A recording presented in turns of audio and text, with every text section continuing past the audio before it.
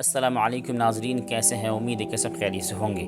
آج صبح یہ خبر سن کر دل سن ہو گیا اور آپ کو بڑے افسوس کے ساتھ یہ اطلاع دے رہا ہوں کہ ہم سب کے پیارے حضرت شیخ علامہ مولانا قمر الدین صاحب گورکھپوری، شیخ ثانی دارالعلوم دیوبند، آج اس دار فانی سے دار بقا کی طرف کوچ کر گئے۔ انا للہ و انا الیہ راجعون۔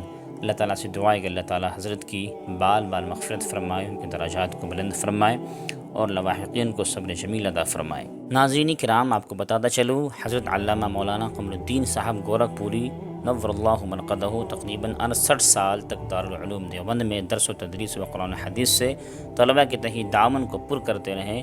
گویا بچپن سے تا حیات اپنی زندگی کے ایک ایک لمحہ اپنے رب کی رضا کی خاطر گزار کر رب کے حضور پیش ہو گئے۔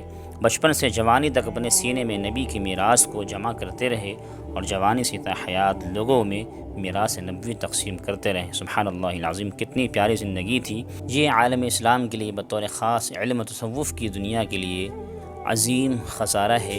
وہ قمر منیر جو لوگوں کے دلوں کو منور کر رہا تھا، وہ آج روپوش ہو کر سارے شہر کو ویران کر گیا۔ اللہ تعالیٰ سے دعا ہے کہ اللہ تعالیٰ ان کی تمام دینی خدمات کو قبول فرمائے، ان کی مغفرت فرما کر جنت میں انبیاء و صحابہ کے قرب میں جگہ عطا فرمائے۔ السلام علیکم ورحمۃ اللہ وبرکاتہ۔ چنانچہ آج کے میوزیم میں مصر کے فرعون کی نعش رکھی ہوئی ہے۔ اگر ہاتھ کا کوئی کمزور ہے تو اسے اجازت نہیں ملتا۔ اللہ دکھا رہے ہیں کہ بڑائی کا دعویٰ کرنے والے کا حشر یہ ہوتا ہے۔ اور میرے دوستو، یہ تین صفتیں جب ملتی ہیں تو لا الہ الا اللہ۔ معبود وہ ہوتا ہے جو پاک ہو ہر چیز سے، کمالات اس کے ہوں اور عظمت و بڑائی ہو۔ حدیث میں فرمایا گیا، احب الکلمات اللہ اربعون، سبحان اللہ والحمد للہ ولا الہ الا اللہ واللہ اکبر۔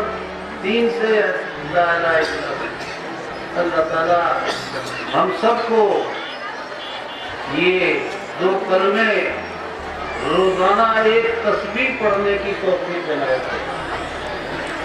یاد رکھو، اگر پڑھو گے تو انشاءاللہ مصائب سے بھی بچو گے اور اللہ کے نزدیک محبوب بھی ہو۔ پھر پڑھو، سبحان اللہ و بحمدہ، سبحان اللہ العظیم، وآخر دعوانا